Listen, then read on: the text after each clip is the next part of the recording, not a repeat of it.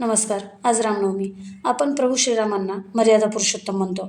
राम म्हणजे केवळ आदर्श राजा नाही, तर राम म्हणजे एक अतुलनीय धैर्य.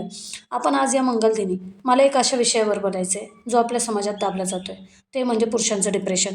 आपण रामाच्या विजयाचा उत्सव साजरा तर करतो, पण रामाने वनवासात सोसलेल्या मानसिक संघर्षाचा विचार कधी करतो का? आजच्या पुरुषाला लहानपणापासून एकच ओझं दिलं जातं.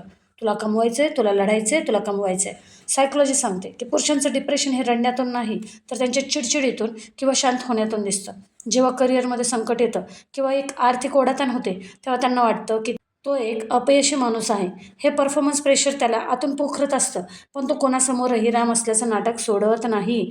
पुरुषांना सल्ले नको असतात कधीच. त्यांना हवं असतं ते फक्त व्हॅलिडेशन. म्हणजे रामाला जशी हनुमानाची साथ होती ना, तशीच साथ आजच्या पुरुषाला हवी असते. त्याला असं कोणीतरी हवं असतं की ज्याच्यासमोर त्याला स्ट्रॉंग असण्याचं नाटक करावं लागणार नाही.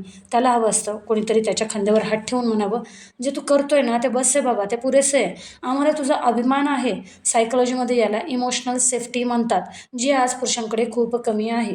म्हणूनच प्रभू श्रीराम हे संयमाचं प्रतीक तर आहेत, पण त्या संयमाचा अर्थ भावनाशून्य होणं, भावशून्य होणं अजिबात नाही.